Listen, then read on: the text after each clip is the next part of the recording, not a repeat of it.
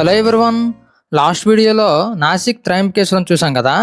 ఈ వీడియోలో డే 4 అనేది స్టార్ట్ అవుతుంది. డే 4 ఎర్లీ మార్నింగ్ 6 o'clock నుండి క్యాబ్స్ ఉంటాయి. ఈ డే 4లో ఔరంగాబాద్, ఎల్లోరా అలాగే అక్కడ చూడాల్సిన చాలా ప్లేసెస్ని చూడాలని బయలుదేరాం.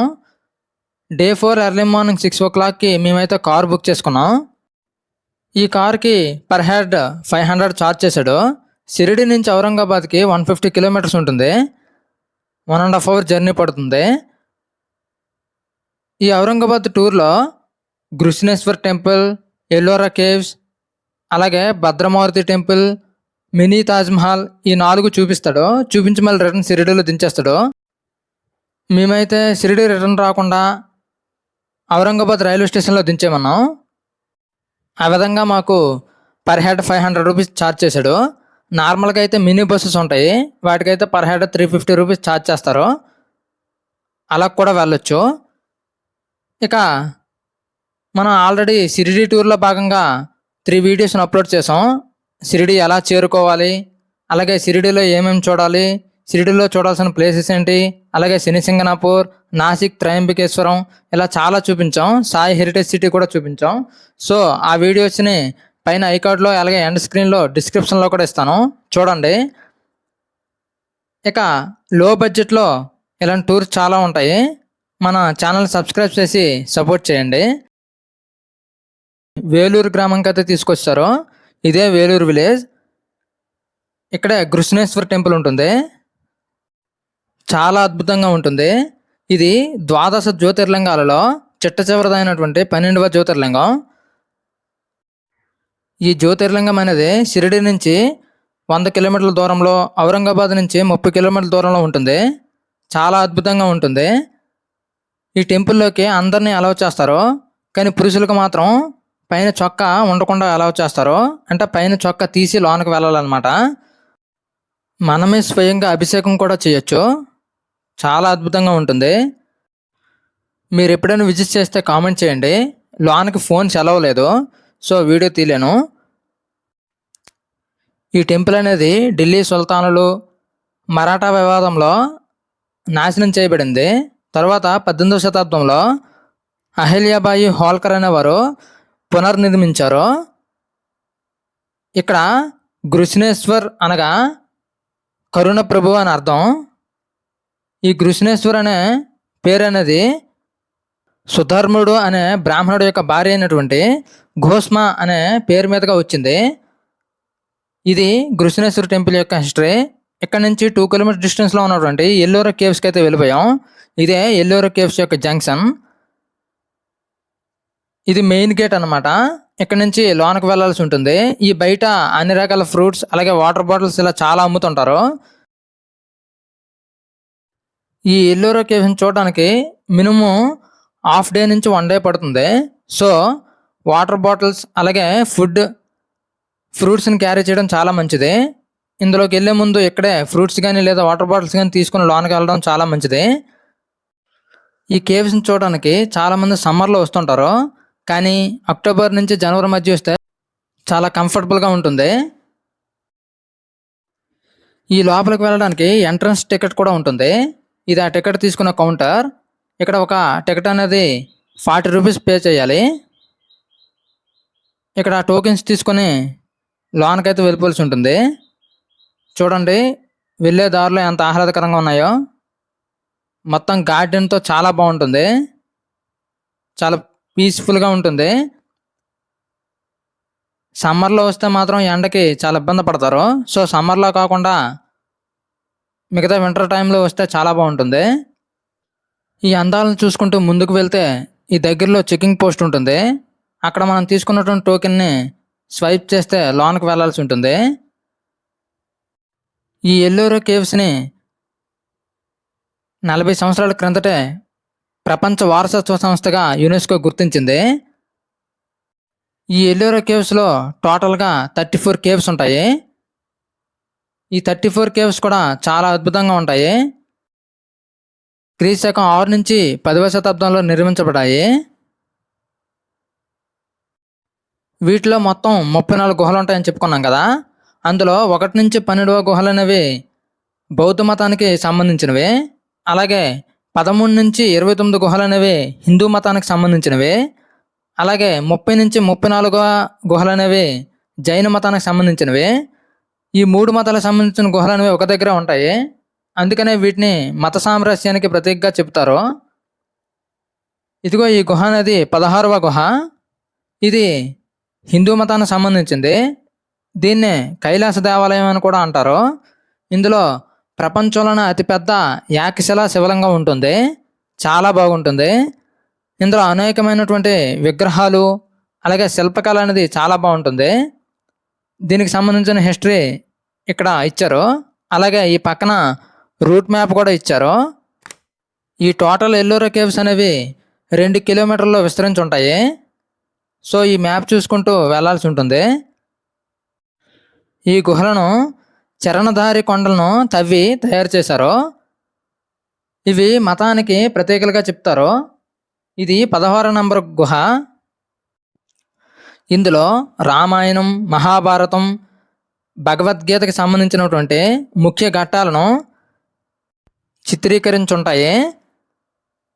సుల్తానుల వల్ల చాలా వరకు ధ్వంసమై ఉంటాయి. ఈ దేవాలయానికి ఇరువైపులా 2 ఏనుగు శిల్పాలు ఉంటాయి. అవి బాగా ధ్వంసమై ఉంటాయి. చూడండి ఈ శిల్పకళ ఎంత అద్భుతంగా ఉందో, చాలా బాగుంటుంది. ఇవన్నీ కూడా ఏకరాతి శిల విగ్రహాలు. అంటే ఒకే రాయిగా ఉండే శిలను చెక్కి ఈ గుహలను తయారు చేశారు. ఈ ఎల్లోరా గుహలన్నిటిలో ఈ 16వ నంబర్ గుహ అనేది చాలా ప్రాముఖ్యం కలిగింది. ఇది అన్నిటికీ మధ్యలో ఉంటుంది. ఈ కైలాస దేవాలయాన్ని 7,000 మంది కార్మికులు 150 సంవత్సరాల పాటు శ్రమించి దీన్ని నిర్మించారు. ఈ ఆలయాన్ని రాష్ట్రకూట రాజు అయినటువంటి దంతిదుర్గుడు క్రీస్తు శకం 735లో ప్రణాళిక రచించాడు.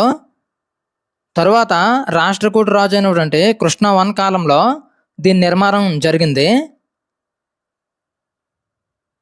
చాలా అద్భుతంగా ఉంటుంది. ఈ ఎల్లోరా కేవ్స్ని చూడడానికి దేశ విదేశాల నుంచి చాలామంది ప్రముఖులు వస్తుంటారు. దీని నిర్మాణం వెనుక మరొక కథ కూడా ఉంది. మరాఠీ ఇతిహాసం ప్రకారం స్థానిక రాజు తీవ్ర అనారోగ్యానికి గురవడంతో అతడి భార్య శివుడిని ప్రార్థించింది. రాజు పూర్తిగా ఆరోగ్యవంతంగా కోలుకుంటే ఆలయాన్ని కట్టిస్తానని, ఆలయం గోపురం చూసే వరకు తాను ఉపవాసం ఉంటానని మొక్కుకుంటుంది. వెంటనే ఆ రాజు కోలుకుంటాడు. రాణి యొక్క మొక్కు తీర్చేందుకు అప్పటి శిల్పులు కొండను తొలచి ఆలయ నిర్మాణం చేపట్టేందుకు ప్రయత్నిస్తారు. ఈ విషయం తెలుసుకున్న కోకాసా అనే శిల్పి అలా నిర్మాణం చేపడితే ఆమె ఆలయ గోపురాన్ని చూసేందుకు కొన్ని 100 ఏళ్ళు పడుతుందని చెప్తాడు. దీంతో ఆలయాన్ని ముందు నుంచి కాకుండా కొండ పైభాగం నుంచి చెక్కుకొని వచ్చారు. ముందుగా ఆలయ గోపురాన్ని చెక్కి రాణిని ఉపవాస దీక్ష నుంచి విరమించేలా చేస్తారనమాట. ఈ విధంగా ఈ ఆలయానికి ఈ స్టోరీ ఉంది. చూడండి ఎన్ని స్తంభాలు ఉన్నాయో, చాలా అద్భుతంగా ఉంటుంది. చూడండి ఎన్ని శిల్పాలు ఉన్నాయో. ఇందులో చాలా వరకు ధ్వంసమై ఉంటాయి. ఈ కైలాస దేవాలయం అనేది 2 అంతస్తుల్లో ఉంటుంది. పై అంతస్తులో అతిపెద్ద శివలింగం అనేది ఉంటుంది. ఏకశిలా శివలింగం చాలా అద్భుతంగా ఉంటుంది. ఈ ఆలయం చుట్టూ లోపల విగ్రహాలు లేనటువంటి చాలా గోపురాలు ఉంటాయి. మరి విగ్రహాలు అనేవి ఏమయ్యాయో తెలియదు, కానీ లోన అయితే విగ్రహాలు ఏమీ ఉండవు. ఖాళీ విగ్రహాలతో గోపురాలు అనేవి దర్శనమిస్తాయి. ఈ కైలాసాలయం అనేది 276 అడుగుల పొడవు, 154 అడుగుల వెడల్పు ఉంటుంది. ఇది కొండపై నుండి మొదలుకొని నిలువుగా నీడను కలిగి ఉంటుంది. ఈ ఏకశిల ఆలయాన్ని నిర్మించడానికి దాదాపు 4 లక్షల టన్నుల శిలలను తొలచి నిర్మించారట. ఈ 34 గుహలలో మొదటి నుంచి 12 గుహలు బౌద్ధ మతానికి చెందినవి. వీటి నిర్మాణం అనేది క్రీస్తు శకం 600 నుండి 800 మధ్య ఉంటుంది. అలాగే 13వ గుహ నుండి 29వ గుహ వరకు హిందూ మతానికి చెందినవి. ఇవి దేవతలు, పౌరాణిక కథలను తెలుపుతాయి. వీటి నిర్మాణం అనేది క్రీస్తుపూర్వం 600 నుండి 900 మధ్య ఉంటుంది. అలాగే 30 నుండి 34వ గృహ వరకు జైన మతానికి సంబంధించినవి. వీటి నిర్మాణం అనేది 800 నుండి 1000 వరకు ఉంటుంది. ఈ గుహలన్నింటినీ నిర్మించడానికి దాదాపుగా 500 సంవత్సరాలు పట్టింది. ఇది ఇలా 16వ గుహని కంప్లీట్ చేసుకుని ఈ లెఫ్ట్ సైడ్ వెళ్తే 1 నుంచి 15వ గుహలు ఉంటాయి. వీటిని చూడడానికి చాలా దూరం నడాల్సి ఉంటుంది. సో చాలా ఓపిక ఉండాలి. అలాగే వాటర్, ఫుడ్ కూడా క్యారీ చేసుకోవడం చాలా మంచిది. ఇది 16A గుహ, అంటే 16వ గుహకు సంబంధించినటువంటి గుహ అన్నమాట. ఈ మీదకి వెళ్ళి చూద్దాం. ఈ మీద నుండి ఆ 16వ గుహ యొక్క వ్యూ చూడండి ఎంత బాగుందో.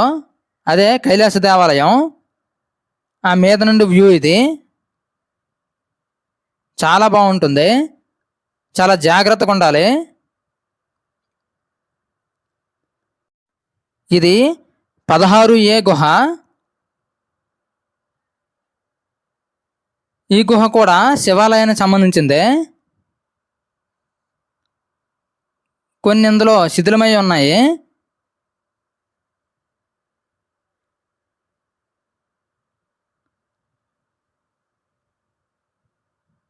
చూడండి, ఇందులో శివలింగం ఉంటుంది. చూడండి, శివలింగం బ్రహ్మసూత్రం ఉన్నటువంటి శివలింగం ఇది. చాలా అద్భుతంగా ఉంటుంది. చాలా వరకు ధ్వంసం జరిగి ఉంది. చూడండి, ఇది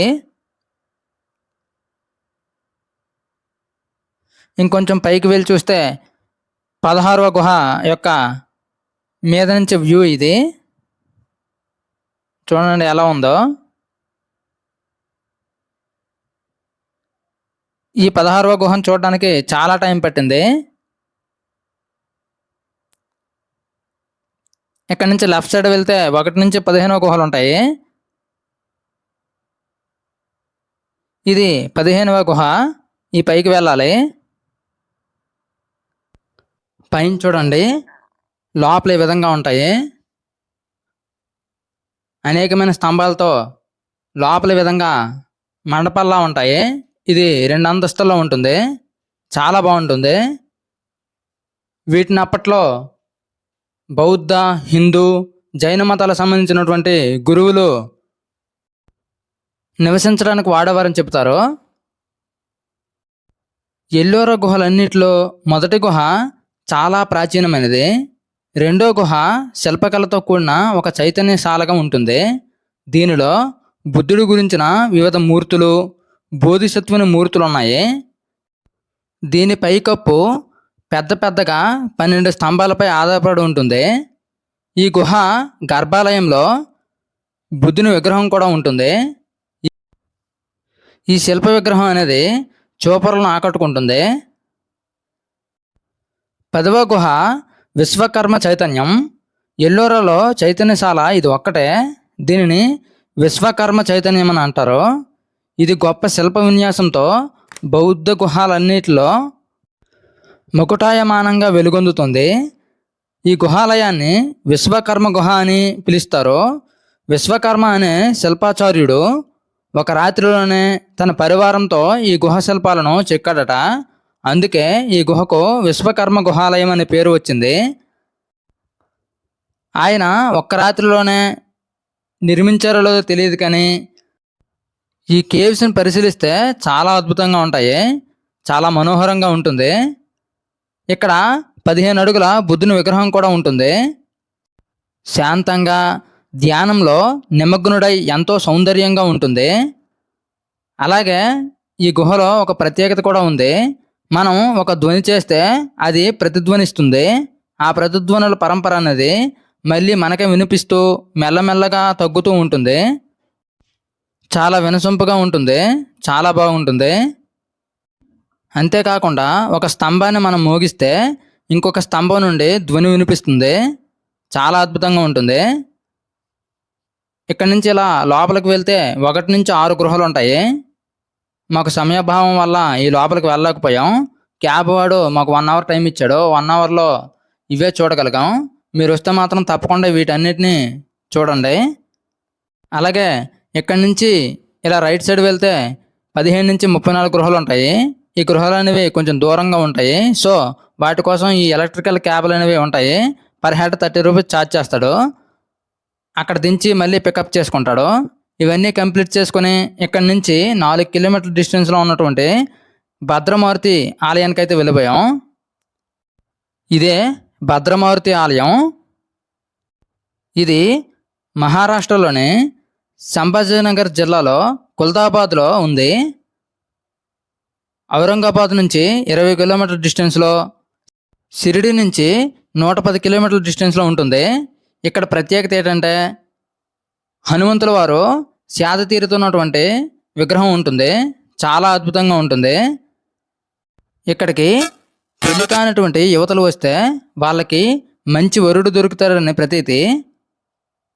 అలాగే ఈ విధంగా పడుకున్నటువంటి హనుమంతుల వారి యొక్క విగ్రహం అనేది దేశం మొత్తం మీద 3 ఆలయాలు మాత్రమే ఉన్నాయి.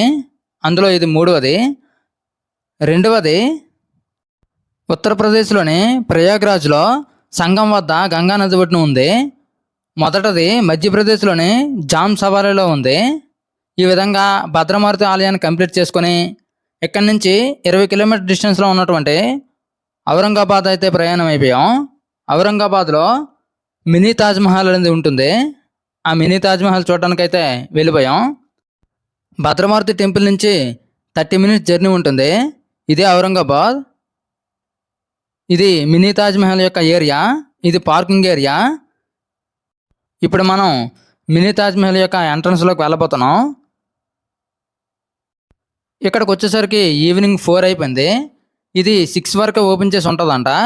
సో 6 వరకు చూసి వేరంగా వచ్చేయమన్నాడు.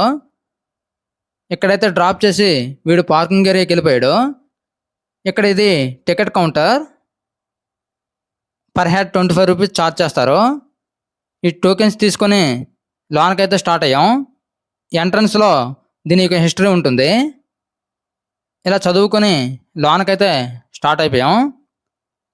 చూడండి ఎలా ఉన్నాయో. పాలరాతితో చాలా అద్భుతంగా ఉంటుంది.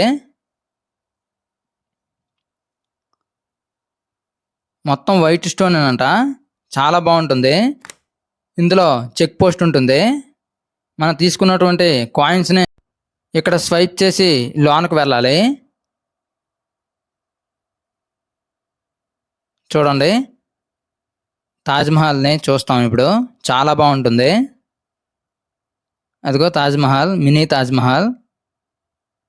నిజానికి ఇది తాజ్మహల్ కాదు, తాజ్మహల్ పోలినటువంటి నిర్మాణం.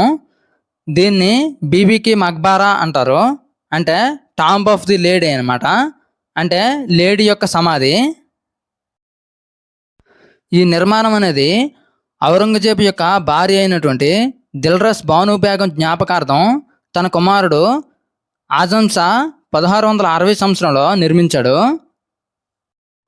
ఈ ఎంట్రన్స్లో ఉన్న శాసనం ప్రకారం ఈ సమాధిని ఆటా ఉల్లా అనేవారు రూపొందించారు.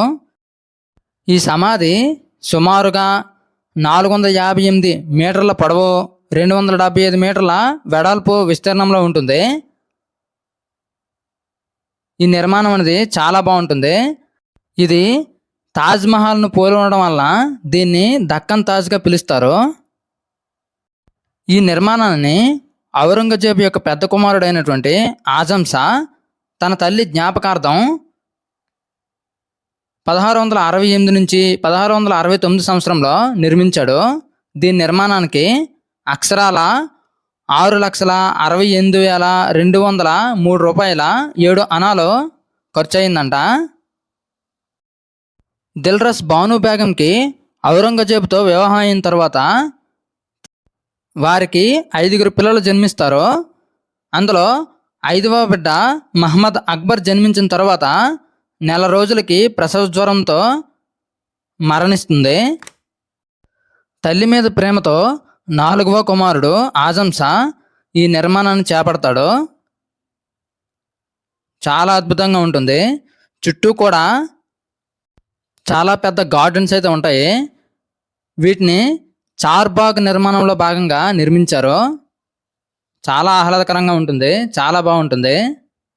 చూడండి, ఇది ఈ తాజ్‌మహల్‌కి బ్యాక్ సైడ్ ఉన్నటువంటి వ్యూ. చాలా బాగుంటుంది. మీరు ఎప్పుడైనా విజిట్ చేస్తే కామెంట్ చేయండి.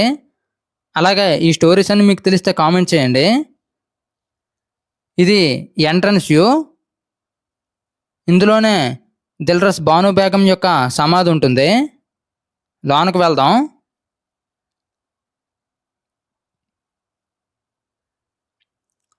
చూడండి, ఇది సమాధిలోకి వెళ్ళడానికి మెట్ల మార్గం క్లోజ్ చేసి ఉంది. ఈ లోపలికి వెళ్ళాలి. చూడండి లోపల ఎంత అద్భుతంగా ఉందో. ఈ నిర్మాణాలు అనేవి సుల్తాన్ల యొక్క అద్భుతాలనే చెప్పాలి. చాలా బాగుంటుంది. చూడండి, ఈ కిందన దిల్రస్ బాను బేగం యొక్క సమాధి ఉంటుంది. ఇదిగో ఇదే బాను బేగం యొక్క సమాధి. ఇక్కడికి వచ్చే సందర్శకులు ఈ పైన కాయిన్స్ అలాగే అమౌంట్ అనేది ఎంతో కొంత వేస్తుంటారు. చూడండి, తొలి మెట్ల మార్గం చూసాం కదా, ఆ మెట్ల మార్గం ద్వారా వస్తే ఈ విధంగా వస్తాం లోపలికి. ఇవన్నీ క్లోజ్ చేసి ఉంటాయి అన్నమాట. ఈ నిర్మాణం మొత్తం చాలా అద్భుతంగా ఉంటుంది. మీరు ఎప్పుడైనా షిరిడి వస్తే మాత్రం తప్పకుండా దీన్ని కూడా విజిట్ చేయండి. డైరెక్ట్గా ఈ మినీ తాజ్‌మహల్ చూడడానికి కూడా రావచ్చు. ఔరంగాబాద్ రైల్వే స్టేషన్ ఉంటుంది. అక్కడి నుంచి 5 కిలోమీటర్ డిస్టెన్స్లో ఈ మినీ తాజ్‌మహల్ అనేది ఉంటుంది. చాలా బాగుంటుంది. ఈవినింగ్ 6 వరకు మాత్రమే ఉంటుంది. 6 తర్వాత క్లోజ్ చేసేస్తారు. ఇది ఈ విధంగా ఔరంగాబాద్లో ఉన్నటువంటి ఈ మినీ తాజ్‌మహల్ని కంప్లీట్ చేసుకొని ఔరంగాబాద్ రైల్వే స్టేషన్కి అయితే వెళ్ళిపోయాం. ఇదే ఔరంగాబాద్ రైల్వే స్టేషన్. మేము వైజాగ్ వెళ్ళాలి. సో షిరిడి నుంచి వైజాగ్ వెళ్ళే డైరెక్ట్ ట్రైన్స్ అయితే ఉన్నాయి. మేమైతే ఔరంగాబాద్ నుంచి రిజర్వేషన్ చేసుకున్నాం. ఆ డైరెక్ట్ ట్రైన్ అనేది ఈ రాత్రి 11 గంటలకు వస్తుంది. సో అంతవరకు రైల్వే స్టేషన్లో వెయిట్ చేయడం కన్నా ఈ దగ్గరలో ఇంకేమైనా ప్లేసెస్ ఉన్నాయేమో చూద్దామని కనుక్కొని ఈ దగ్గరలో గోల్మండి బజార్ అనే చాలా పెద్ద బజార్ ఉంటుందంట. సో ఆ బజార్ చూడడానికి అయితే వచ్చేసాం. ఇదే గోల్మండి బజార్. ఇక్కడ చాలా తక్కువ కాస్ట్లో క్లాత్స్ అలాగే ఇంకా చాలా ఎక్విప్మెంట్స్ అనేవి దొరుకుతాయంట. చాలా రద్దీగా ఉంది. ఇక్కడ ఎక్కువగా అయితే క్లాత్స్ దొరుకుతున్నాయి. చాలా బాగుంటుంది. మేమైతే క్లాత్స్ షాపింగ్ చేసుకొని మళ్ళీ రైల్వే స్టేషన్కి అయితే వెళ్ళిపోయాం. ట్రైన్ అయితే ఇన్ టైంకి వచ్చేసింది. ఈ విధంగా డే 4 అనేది కంప్లీట్ అయింది. ట్రైన్ 2 అవర్స్ లేట్ వల్ల వైజాగ్ వెళ్ళేసరికి డే 5 లేట్ నైట్ అయిపోయింది. ఈ విధంగా షిరిడి టూర్ అనేది కంప్లీట్ చేసుకున్నాం.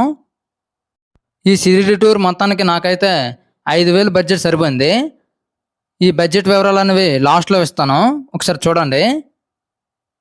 మ్యాక్సిమం నేను చెప్పే విధంగా వెళ్తే మాత్రం 5,000 అనేది సరిపోతుంది. ఇది ఈ విధంగా షిరిడి టూర్ అయితే కంప్లీట్ చేసాం. మొత్తం 4 వీడియోస్ని అప్లోడ్ చేశాను. అవన్నీ ఒకసారి చూడండి. అలాగే మన వాళ్ళు షిరిడి టూర్ ప్లాన్ చేస్తారు కదా, వాళ్ళకి మన వీడియోస్ని షేర్ చేయండి. ప్రాపర్ గైడెన్స్ లేకపోవడం వల్ల చాలా ఇబ్బంది పడతారు. సో మన వీడియోస్ని షేర్ చేయడం వల్ల వాళ్ళకి హెల్ప్ చేసిన వాళ్ళు అవుతారు. అలాగే ఇంకేదైనా టూర్ కావాలంటే కామెంట్ చేయండి. మ్యాక్సిమం వెళ్ళడానికి ట్రై చేస్తాను. నెక్స్ట్ 13 రోజుల పాటు బస్సు ట్రావెల్ చేయబోతున్నాను. సో ఆ వీడియోస్ని కూడా అప్లోడ్ చేస్తుంటాను. సో మన ఛానల్ని ఫాలో అవుతుండండి. అలాగే మన వీడియోస్ మీకు నచ్చితే లైక్ చేసి సబ్స్క్రైబ్ చేయండి. లాస్ట్లో బడ్జెట్ వివరాలు ఇస్తాను. అలాగే డిస్క్రిప్షన్లో కూడా ఆ వివరాలను మెన్షన్ చేస్తాను, ఒకసారి చూడండి.